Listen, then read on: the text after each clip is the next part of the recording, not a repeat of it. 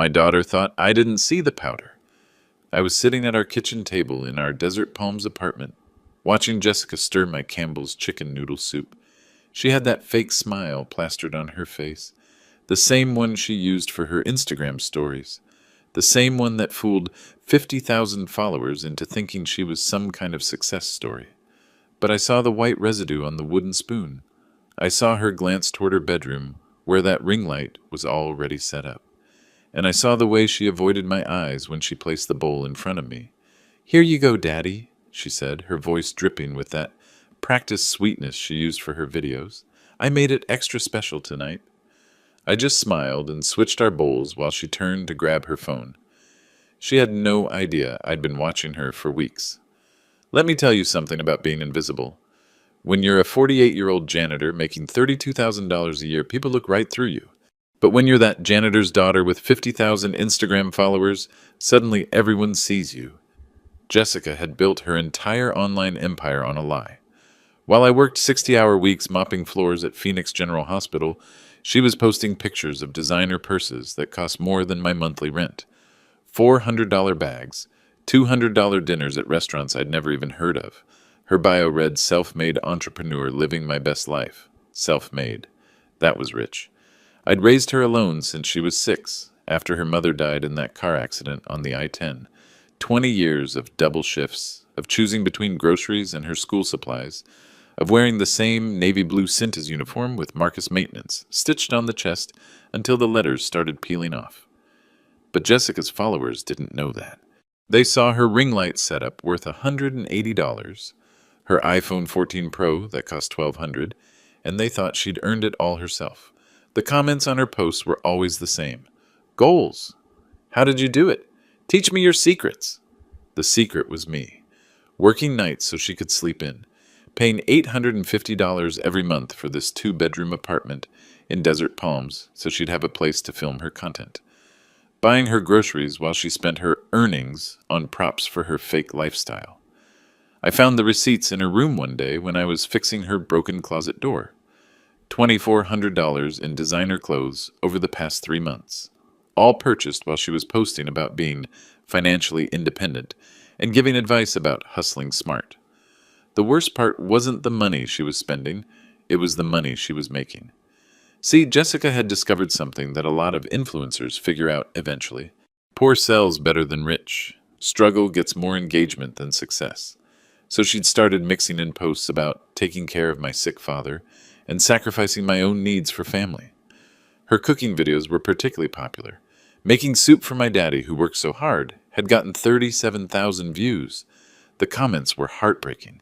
"You're such a good daughter. Your father is so lucky." This made me cry. What they didn't see was me, off camera, actually paying for the ingredients. What they didn't see was Jessica rolling her eyes the moment she stopped recording. What they didn't see was her Venmo account, where concerned followers had been sending money.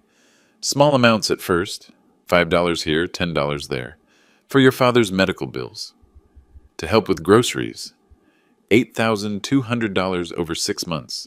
Not a cent of it had gone toward my medical bills or our groceries. I found the bank statements in her laptop bag. Every deposit was immediately transferred to her personal account. Every dollar donated by people who thought they were helping a struggling family was going straight into Jessica's designer purse fund. But what hurt most wasn't the money. It was sitting in this apartment every evening, invisible in my own home, while my daughter performed caring for me like it was just another form of content. She'd set up her camera, arrange the lighting just right, and then call out, "Daddy, dinner's ready," in that sing-song voice that was nothing like how she actually talked to me. The moment she hit stop recording, the performance ended. She'd go back to her phone, scrolling through comments, counting likes, calculating engagement rates. "Nobody follows Janitor's dad," she told me once when I asked about her posts. "They follow success stories. They follow people who figured it out." Figured what out? How to lie. How to exploit people's kindness. How to turn your own father into a prop for internet sympathy? Her latest posts had been getting darker, more desperate. The donation amounts were slowing down, so she was escalating the story. Last week's video was titled, "Scared to Ask for Help," and showed her crying real tears while talking about how overwhelming it was to be a caregiver. The comments section exploded. "You're an angel. He's so lucky to have you. I wish I could help more." And they did help more. The Venmo notifications kept coming. $20 from @SarahMom2, $50 from at Robert Cares, $100 from at Kindness Matters, with a note that said, "For your father's medicines." I wanted to comment on every single donation. I wanted to tell Sarah and Robert and everyone else that their money wasn't going to medicines. It was going to Jessica's fake lifestyle. It was funding her lie. But I didn't comment. I didn't confront her. I just watched and waited and collected evidence. Because here's what Jessica didn't understand about being invisible. Invisible people see everything. We hear everything. And eventually we remember everything. What hurt most wasn't the money she was stealing from strangers. It wasn't even the way she was using me as a prop. What hurt most was that she thought I was too stupid to notice. She'd gotten careless over the past few weeks, leaving her laptop open, not clearing her browser history, forgetting to lock her phone when she left it on the kitchen counter. That's how I found out about the powder in my soup. That's how I learned about her real plan. But what she didn't know was that I'd been taking pictures of everything. Screenshots of her bank account, photos of her purchase history, videos of her counting donation money while laughing about her poor sick daddy. Because if there's one thing 20 years of raising a child alone teaches you, it's patience. And if there's one thing 20 years of being invisible teaches you, it's how to gather evidence without anyone noticing. Jessica thought she had everyone fooled, but you can't con a con artist's father forever. The phone call that changed everything happened at 2:47 a.m. on a Tuesday. I was lying in my bed staring at the ceiling when I heard Jessica talking to someone in the next room. Her voice was different, not the fake sweet tone she used for videos, but not her normal voice either. It was excited, conspiratorial. "No, listen, Brittany, this is going to work perfectly," she whispered.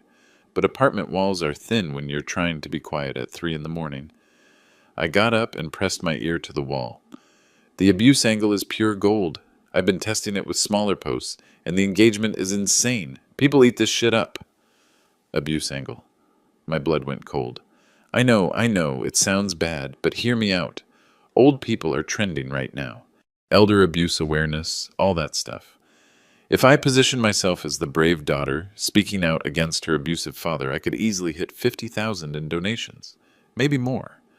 I felt like someone had punched me in the stomach. "Brittany, I'm not talking about real abuse, obviously. Just, you know how to work the algorithm. Scared daughter, brave survivor, asking for help to escape. The story writes itself." There was a pause while she listened to whoever Brittany was. "Yes, I already have some content planned. I've been giving him these herbal sleep aids and his soup totally harmless. Just makes him drowsy so I can film him looking confused and disoriented. It's perfect because he already looks old and tired from work anyway. Sleep aids, not powder, sleep aids. The beauty is that nobody's going to fact-check a domestic abuse story, right? It's too sensitive. People just donate and share and show support. I've already got the script written." I heard her moving around, probably looking for something. "Okay, let me read you what I've got so far. I never thought I'd have the courage to post this, but I can't stay silent anymore. For years, my father has been..."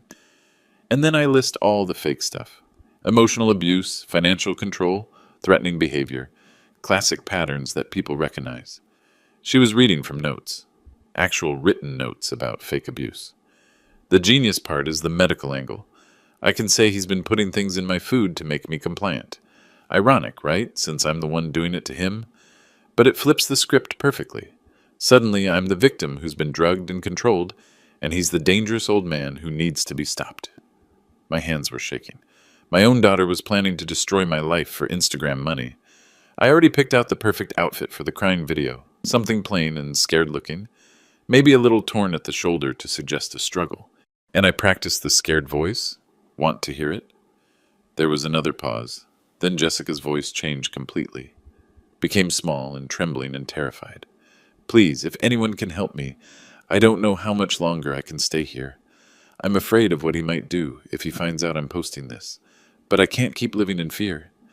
Then her normal voice came back, bright and pleased with herself. "Good, right? I've been practicing in the mirror for weeks. The key is to look directly into the camera, but not quite make eye contact. Makes it seem like you're too traumatized to connect, but brave enough to speak out. I wanted to burst through that wall and confront her right there, but something stopped me. Maybe it was 20 years of watching her lie to teachers, to neighbors, to anyone who would listen. Maybe it was the realization that this wasn't just teenage rebellion anymore. This was calculated destruction of another person's life for profit. The timeline is perfect too. I'm going to post the first video this Friday during peak hours, then follow up with a GoFundMe by Saturday. I figure if I can get it shared enough, trending on TikTok maybe, I could raise $50,000 easy. Maybe more if it really takes off. $50,000 for destroying her father. And here's the best part. Even if someone tried to investigate, what are they going to find? A tired old janitor who works night shifts and comes home exhausted. A daughter who's been posting about taking care of him for months. All the evidence supports the narrative I've been building. She was right. She'd been setting this up for months, without me realizing it. Every caring daughter post, every worried about daddy video, every fake concern about my health. It was all preparation for this moment. Brittany, people want to believe in good victims and clear villains. I'm young, pretty, articulate. He's old, tired, works a job that people look down on. Who do you think they were going to believe? I heard her laughing. Actually laughing about ruining my life. The only tricky part is making sure he doesn't see it coming. If he gets suspicious and starts defending himself before I can control the narrative, it could backfire. But I've got that covered too. She lowered her voice even more. I'm going to increase the dose in his soup tomorrow night. Make sure he's really out of it. Then I'll film the big reveal while he's unconscious in the background. Perfect evidence of how the drugs he's been giving me have affected his mental state. Perfect evidence. She was going to drug me unconscious and film me as proof that I was the one drugging her. By the time he wakes up, the video will have thousands of views and the donations will be pouring in. Even if he tries to deny it, the internet will have already made up its mind. The call ended a few minutes later, but I stayed pressed against that wall until sunrise, listening to her practice her victim voice and plan my destruction. That's when I knew I had to act. This wasn't about money anymore. This wasn't even about lies. This was about survival. Because Jessica was right about one thing. People want to believe in clear villains. And she was betting that when the story came out, I'd be the one they chose to hate. But she made one crucial mistake in her planning. She assumed I'd stay unconscious long enough for her lies to become truth. What she didn't know was that I'd stopped eating her soup 3 days ago. Thursday morning, I called in sick to work for the first time in 3 years. I sat at our kitchen table with Jessica's laptop open in front of me.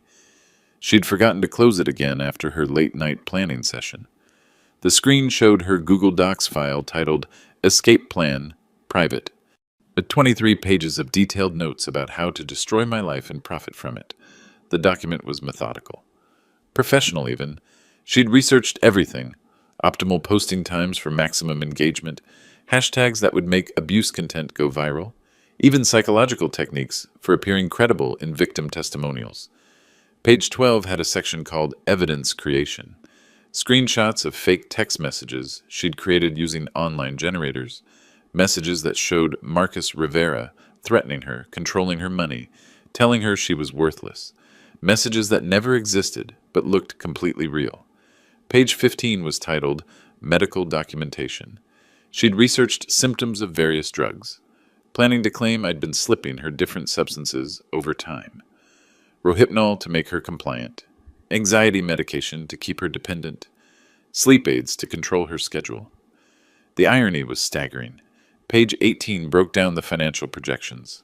Conservative estimate, $50,000 in the first week if the story gained moderate traction.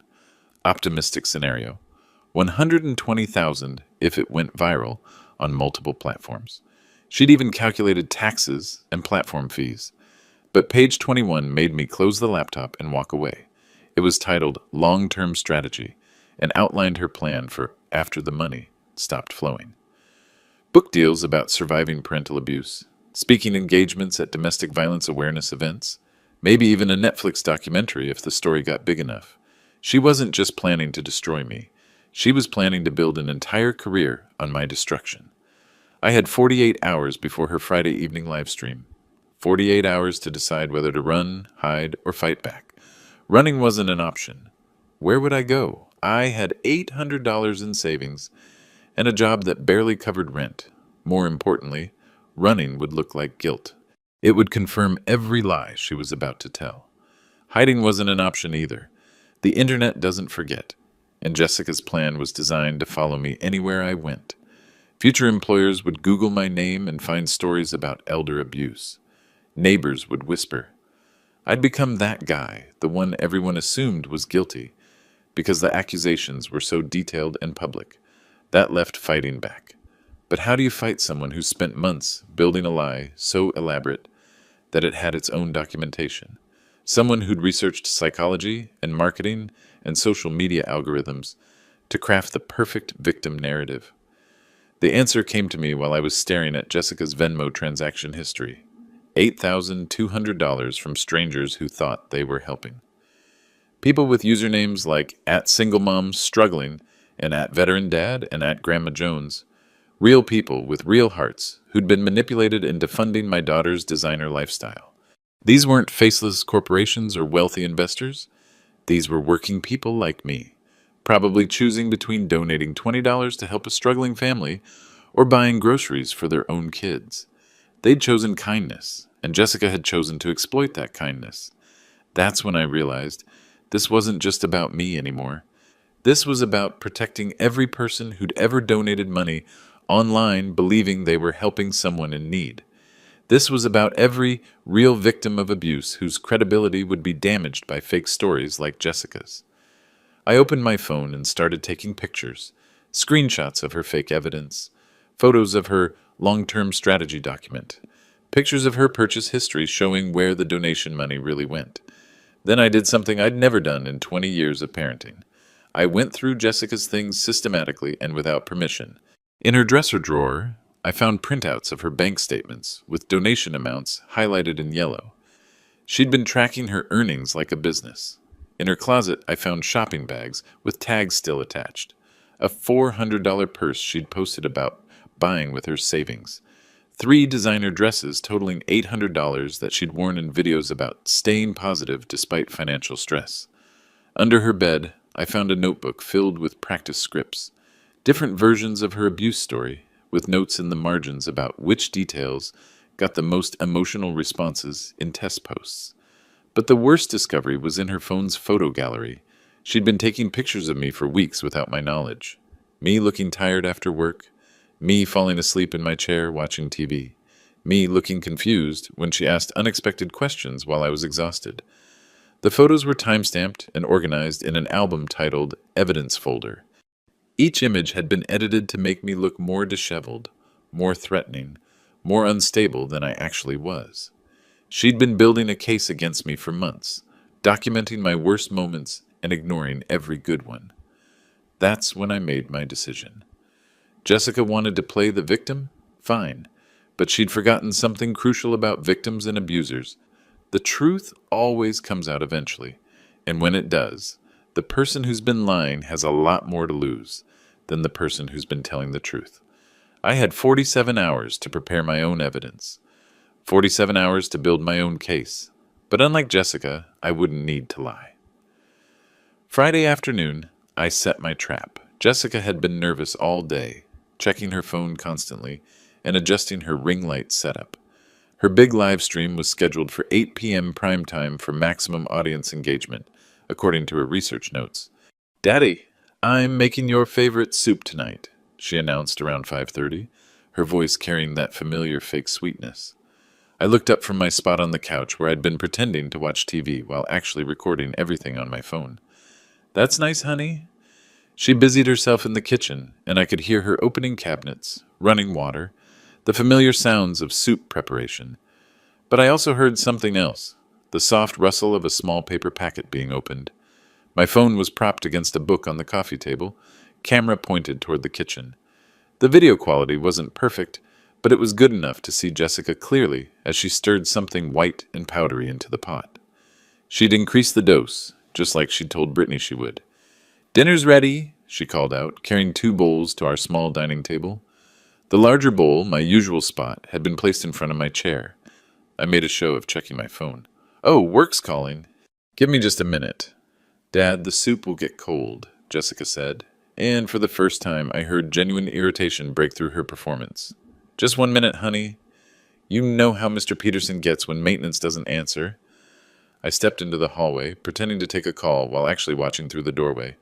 Jessica sat down at the table and immediately pulled out her phone, probably checking her viewer count for the live stream she'd scheduled to start in 2 hours. This was my moment. I walked back into the dining room, still pretending to be on the phone. Sorry about that, I said loudly, then made a big show of sitting down in Jessica's chair, the one with the smaller bowl. She looked up from her phone, confused. Dad, you're in my... What? Oh, sorry, force of habit, I said, already picking up the spoon. This one's fine. I watched her face carefully as she realized what had happened. The larger bowl, the one with the extra drugs, was now in front of her. The smaller bowl, the one that was supposed to be hers, was in front of me. Actually, I usually sit there, she said, starting to stand up. It's fine, honey. We're just eating soup, not hosting a state dinner. I took a big spoonful from my bowl, the safe one, and made appreciative noises. This is delicious. Try yours. Jessica stared at her bowl like it was a snake. I'm not really hungry right now. Come on, you made such a big deal about cooking tonight. At least try it. I kept eating, making sure to finish most of my bowl while she sat frozen, staring at hers. Is something wrong with it? I asked innocently. It tastes fine to me. No, I just ate a big lunch. Jessica, you haven't eaten lunch at home in months. You're always out with friends or filming content somewhere. She picked up her spoon reluctantly. I think I'm coming down with something. Maybe I shouldn't eat in case it's contagious. Honey, it's just soup. Your grandmother's recipe, right? The one you always post about? I watched her face as she realized she was trapped. If she refused to eat, I might get suspicious. But if she ate, she'd be consuming the drugs meant for me. She took a tiny spoonful, barely wetting her lips. That's not eating. That's tasting. Are you feeling okay? You look pale. Jessica took another small spoonful, then another. I could see her calculating in her head how much could she eat without affecting herself. How little could she get away with? But she'd been planning for my body weight, not hers. She was 120 pounds to my 180. The same dose that was meant to make me drowsy would hit her much harder. I'm going to get some crackers, she said, standing up quickly. Too quickly. She had to grab the back of her chair to steady herself. Whoa, careful there. Are you sure you're not getting sick? I'm fine, just stood up too fast. But she wasn't fine. I could see it in the way she blinked slowly, in the way she had to concentrate on walking to the kitchen cabinet. Maybe you should lie down for a bit, I suggested. Rest up before your... What did you have planned tonight? Something with your friends? No, I have a live stream. Important live stream. Can't miss it. Her words were starting to slur slightly. What kind of live stream? Maybe I could help. Jessica turned to look at me, and I could see the panic starting to set in. She was realizing what was happening, but there was nothing she could do about it. The drugs were already in her system. Just beauty stuff. You wouldn't understand. She tried to walk back to the table, but stumbled slightly. I jumped up to steady her. Honey, you need to sit down. You're not looking good. I'm fine. Just need some coffee. But even as she said it, her eyes were getting heavy. She leaned against the kitchen counter, trying to fight off the effects of her own medicine. Jessica, what did you put in that soup? Nothing. I don't know what you're... She was fading fast. The sleep aids she'd chosen were powerful, designed to knock out someone much larger than herself. Did you put something in my food, Jessica? Dad, I need to... Her knees buckled. I caught her before she could fall and helped her to the couch. Rest now, honey. We'll figure this out when you wake up. Jessica tried to say something else, but the words wouldn't come. Her phone was still in her hand, the screen showing her live stream setup page. 8 p.m. 50,000 expected viewers. It was 7:15. I gently took the phone from her hand and looked at the screen.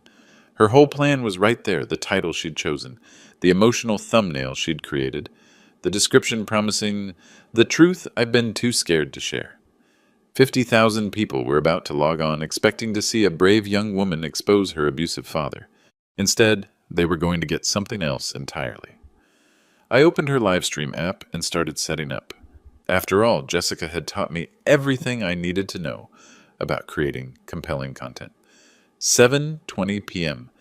Jessica was unconscious on the couch, her breathing deep and regular. I had 40 minutes before her scheduled live stream. I sat in her desk chair, surrounded by the evidence of her deception. Ring light positioned perfectly, camera angled for optimal framing, script notes scattered across her desk with phrases like, "Speak slowly for impact," and "Pause for tears." Her phone buzzed constantly, notifications from followers asking if she was okay, if the stream was still happening. Comments on her earlier posts, "Can't wait for tonight. You're so brave for sharing. We're here for you." 53,000 people were waiting to watch my destruction. I picked up her phone and opened the livestream app. The title was already set. Why I've Been Silent, The Truth About My Father. The thumbnail showed Jessica looking scared and vulnerable, with text overlay reading, "Finally ready to speak." The description made my stomach turn. Tonight I'm sharing something I never thought I'd have the courage to say. For too long I've protected someone who doesn't deserve protection, but I can't stay silent anymore. This is my truth. My truth. She was planning to steal my truth and replace it with profitable lies. I looked at Jessica's unconscious form. She'd positioned herself as the perfect victim, young, articulate, sympathetic. I was the perfect villain, old, tired, working a job that society barely acknowledged. But she'd made one crucial miscalculation. I opened her laptop and pulled up all the evidence I'd been gathering. Bank statements showing where the donation money really went, screenshots of her fake text message generators, photos of her practice sessions for crying on camera. Then I did something Jessica never expected. I started reading the comments from her previous posts, really reading them. At Single Mom Maria. "Your story gives me hope. I donated what I could." At Robert Veteran. "Reminded me of my own daughter. Sent $50 for groceries." At Grandma. Ellen. "Been following your journey. You're in my prayers." These weren't faceless internet users. These were real people with real stories, real struggles, real hearts. Maria was a single mom who'd donated money she probably needed for her own groceries. Robert was a veteran who saw something in Jessica's fake story that reminded him of his own family. Ellen was someone's grandmother, probably on a fixed income, sending prayers and probably money to a complete stranger. They deserved to know the truth. I checked the time, 7:30. Jessica stirred slightly on the couch, mumbling something incoherent. The sleep aids were strong, but they weren't permanent. She'd probably wake up in a few hours feeling groggy and confused. By then, it would be too late for damage control. I opened her livestream app and looked at the waiting room. Already 2,000 people had joined early, chatting excitedly about what Jessica might reveal. The comments were flowing fast. "Jessica, you've got this. We believe you. Take your time. We're here. Whatever it is, you're not alone." Their support was genuine. Their kindness was real. And Jessica was about to weaponize all of it against her own father. I thought about what would happen if I just walked away. Let her sleep through the live stream. Let her wake up tomorrow and reschedule. Give her a chance to back down, to choose differently. But I knew she wouldn't choose differently. She'd double down. She'd find a way to blame the missed stream on me, probably say I'd discovered her plan and threatened her into silence. It would just become more evidence for her narrative. The viewer count hit 5,000, then 10,000, then 15,000. These people were logging on to support someone they believed was brave enough to speak her truth about abuse.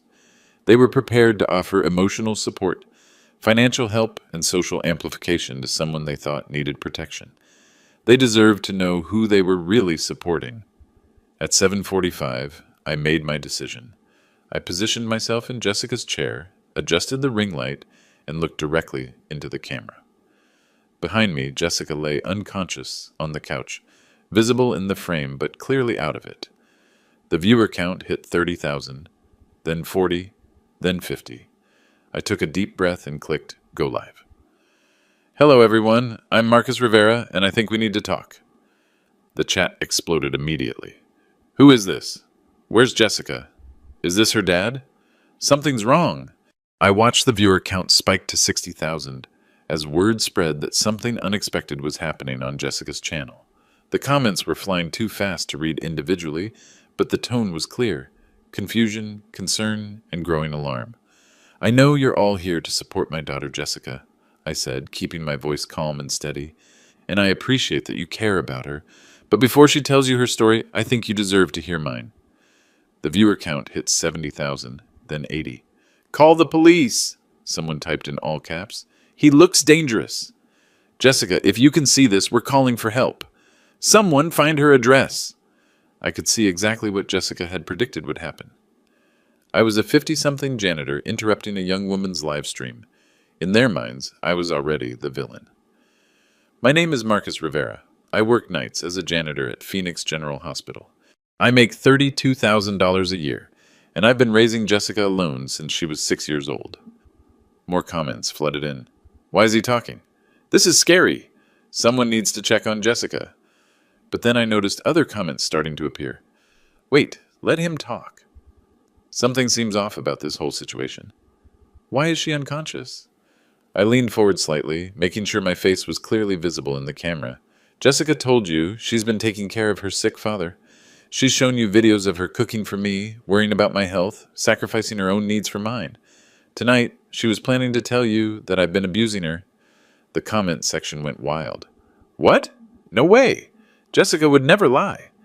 He's trying to control the narrative. But mixed in with the disbelief, I saw other reactions. This explains why she always seemed off. I wondered about some of her stories. Why would he go live on her account if he was guilty? For 8 months, you've been sending Jessica money, I continued. Small amounts. $5 here, $20 there. Money for groceries. Money for my medical bills. Money to help a struggling family.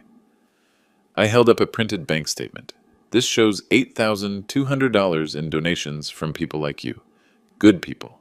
Generous people. People who wanted to help. The viewer count reached 90,000. The story was spreading beyond Jessica's followers now, shared across platforms as people tried to figure out what was happening. None of that money went to groceries. None of it went to medical bills. It went here. I held up Jessica's purchase receipts. $400 purses, $200 dinners, designer clothes. The money you donated to help a struggling family funded a fake lifestyle. Comments started changing. Show us proof. This could be fake too. Why should we believe you? I have screenshots of her Venmo account, I said, opening Jessica's laptop. I have photos of her practice sessions where she rehearsed, crying for the camera. I have her written plans for tonight's stream, including the fake evidence she created to make you believe I was dangerous. Behind me, Jessica stirred slightly, but didn't wake up. Wait, why isn't she responding to any of this? She looks drugged. Did he drug her? Actually, that's exactly what happened, I said calmly. But not the way you think. Jessica has been putting sleep aids in my soup for weeks, trying to make me appear confused and disoriented for her videos. Tonight, she increased the dose because she wanted me unconscious during this stream. I paused, letting that sink in. But I switched our bowls. She drugged herself with her own medicine. The comments shifted dramatically. Oh my God! She was drugging him? This is insane! Plot twist! I'm going to show you everything, I said. Every fake text message she created, every purchase made with your donations, every lie she was planning to tell you tonight, because you deserve to know the truth about where your kindness went. The viewer count hit 100,000. But first, I want to read you something Jessica wrote about all of you. I opened her strategy document and found the section I'd been looking for. These people are so easy to manipulate. They want to feel good about themselves, so they donate to causes that make them feel righteous. The key is making them feel like heroes for helping me. Once they're emotionally invested, they'll defend me even against evidence. The chat went silent for a moment, then exploded with outrage. She wrote that about us? We were trying to help her. She called us easy to manipulate. This is disgusting. 120,000 viewers. The story was going viral in real time. Now, I said, let me show you exactly how she was planning to destroy her father for content. 130,000 viewers watched as I opened Jessica's evidence creation folder. This document is titled Long-Term Strategy, I said, sharing her screen with the audience. Page 18 shows her financial projections. Conservative estimate, $50,000 from tonight's abuse story. Optimistic scenario, $120,000 if it goes viral. The chat was moving so fast it was just a blur of outrage. She had a business plan? This is sick. She was going to make 120K off fake abuse? How is this real? I scrolled to page 12. Here's how she planned to create evidence against me. Screenshots of fake text messages. Look at these. I displayed the fabricated conversations she'd created using online generators. Messages that showed Marcus Rivera sending threatening texts. You better not tell anyone about this. Nobody will believe you anyway. You know what happens when you disobey me? These messages don't exist in either of our phones, I said. She created them using a fake text generator website. The timestamps show conversations that supposedly happened while I was at work, documented by my hospital security badge logs. More evidence appeared on screen. Timestamp, March 15th, 11:47 p.m. Stop crying or I'll give you something to really cry about. My work record, March 15th, 11:30 p.m., 7:30 a.m. Shift at Phoenix General Hospital. Notice anything? I asked. She has me sending threatening messages at 11:47 p.m. on March 15th, but hospital security logs show I was on duty from 11:30 that night until 7:30 the next morning. I was mopping floors in the cardiac wing when I supposedly sent these threats.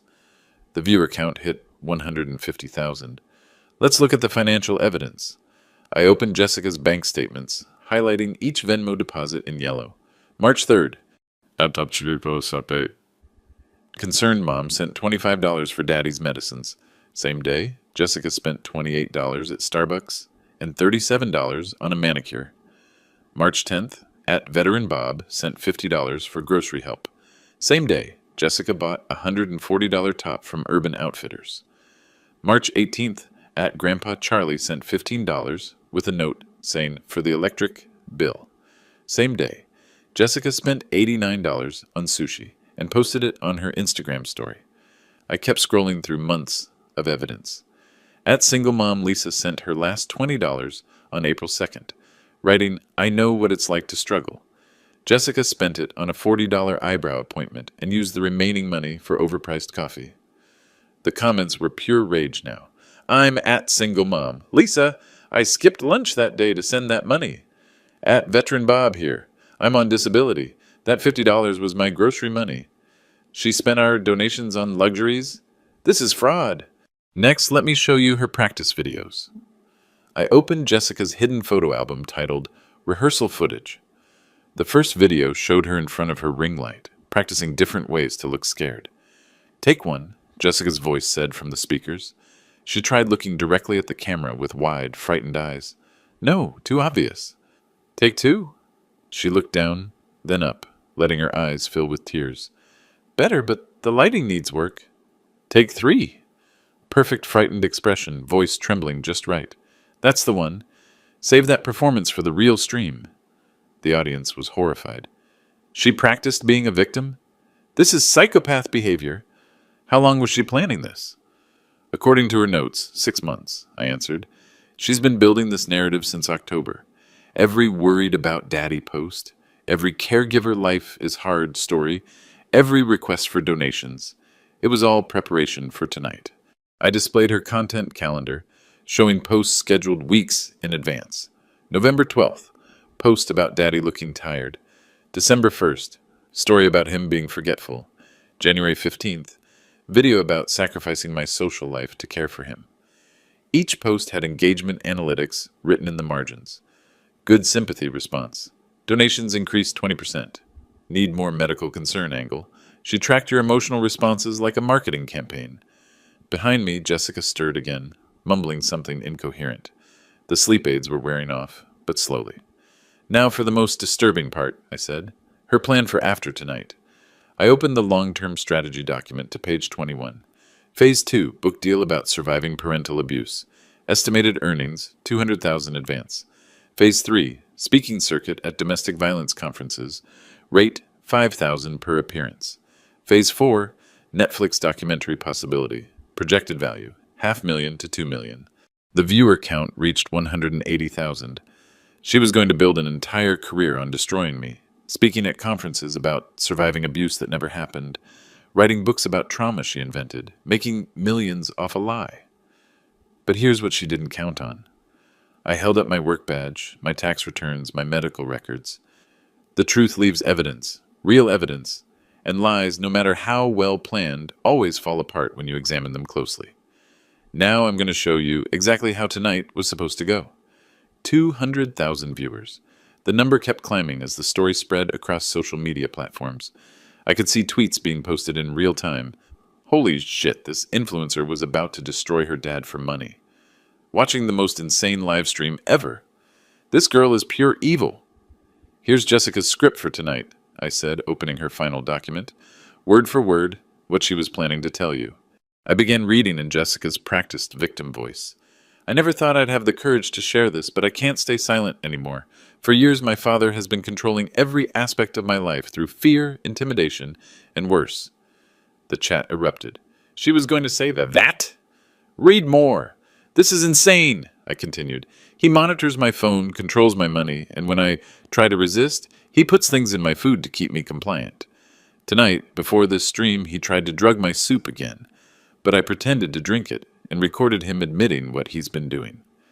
She was going to claim I confessed on camera, I said, except the only confession we have is hers, planning this entire fraud with her friend Brittany at 2:47 a.m. last Tuesday.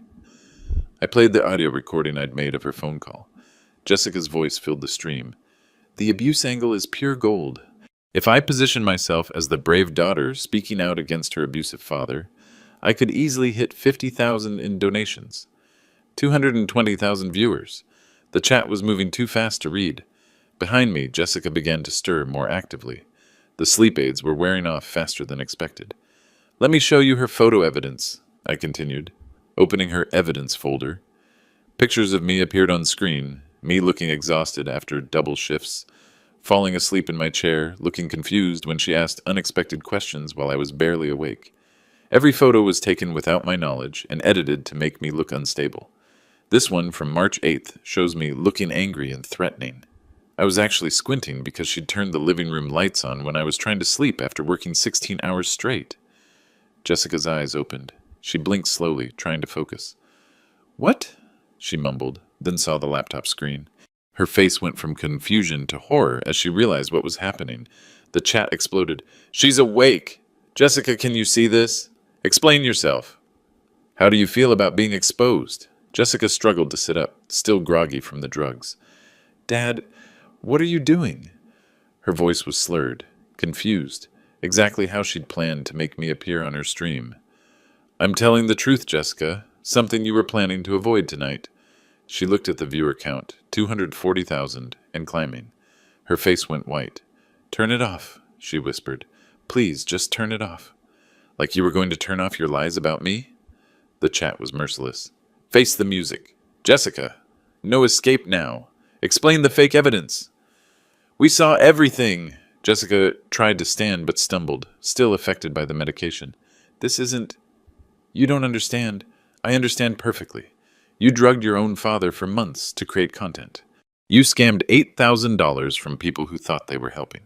You were about to destroy my life for your career. That's not... I wasn't going to...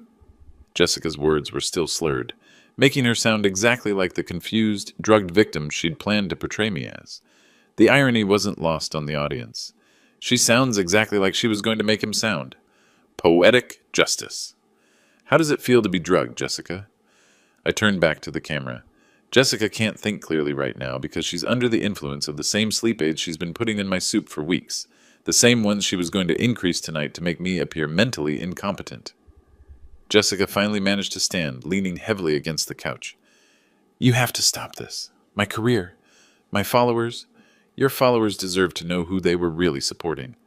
250,000 viewers. The number was still climbing. I opened her DMs folder. Let me read some messages Jessica sent to brands trying to get sponsorship deals. Dear Fashion Nova, I have 50K highly engaged followers who trust my authentic lifestyle content. My demographic is perfect for your target market. People who believe in genuine struggle and real success stories. The audience was disgusted. She was monetizing our sympathy for brand deals? Authentic lifestyle content?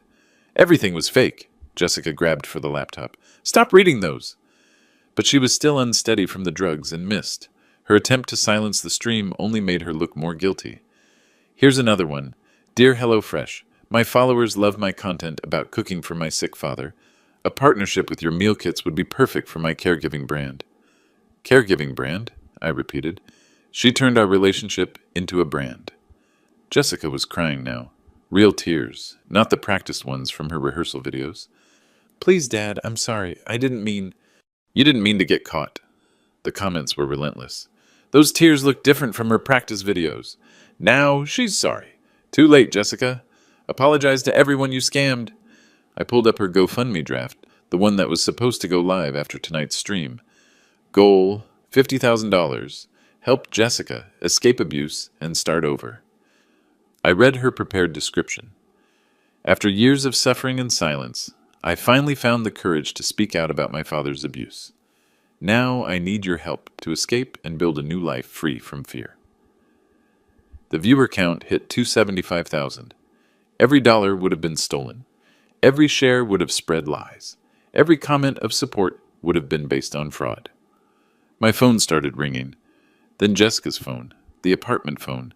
News outlets, I realized. The story was breaking beyond social media. Jessica looked at all the ringing phones, at the laptop screen showing nearly 300,000 viewers, at the chat moving too fast to read. Her entire plan had not just failed, it had backfired spectacularly. I want everyone who donated money to Jessica to file complaints with their banks, I said to the camera. Screenshot this stream. Save the evidence I've shown. Report the fraud. Someone was knocking at our apartment door. Hard, official knocking. That's probably the police, I said calmly. Several viewers said they were calling, which is interesting because Jessica was planning to have them called on me tonight. Jessica sank back onto the couch, the reality hitting her. What have you done? I've told the truth, the same truth you were planning to bury under lies for profit. The knocking got louder. Police, open up! I looked at the camera one last time. 300,000 people have now seen the evidence. Jessica's GoFundMe will never go live. Her fake abuse story will never be believed. And everyone who tried to help what they thought was a struggling family now knows exactly where their kindness went. Dad, please, Jessica whispered. The police are here, Jessica, just like in your plan. Except they're here because you drugged someone and committed fraud, not because I'm dangerous. I stood up and walked toward the door. To everyone who donated money believing you were helping, I'm sorry someone took advantage of your kindness. You deserve better than to be manipulated by lies. The viewer count reached 325,000 as I opened the door to let the police in. Justice had gone viral. 3 weeks later, the numbers told the story. Jessica's main Instagram account, suspended. Her TikTok, banned for fraud. Her YouTube channel, demonetized and removed. The livestream had been downloaded and reshared so many times that switching the soup bowls became internet shorthand for exposing a liar with their own trap. The Phoenix Police Department opened case number 2024 PHX 47291 for elder abuse and wire fraud. Detective Mills, who'd responded that night, told me it was the strangest domestic call she'd ever handled, arriving to find 300,000 people watching the evidence collection in real time. GoFundMe froze Jessica's account and returned $8,200 to donors. Venmo flagged her for suspicious activity. The IRS received copies of all her unreported income. The local news picked up the story. Phoenix influencer exposed in elder abuse scam. Father turns tables in viral live stream. Then national outlets. Then international ones. The Great Soup Switch made headlines from New York to London. Jessica moved out the day after the stream. No forwarding address. Her last post, before everything got deleted, was a notes app. Screenshot. The situation has been misunderstood. I'm taking legal action for defamation. That lasted about 6 hours before her lawyer apparently watched the evidence and dropped her case. @SingleMom.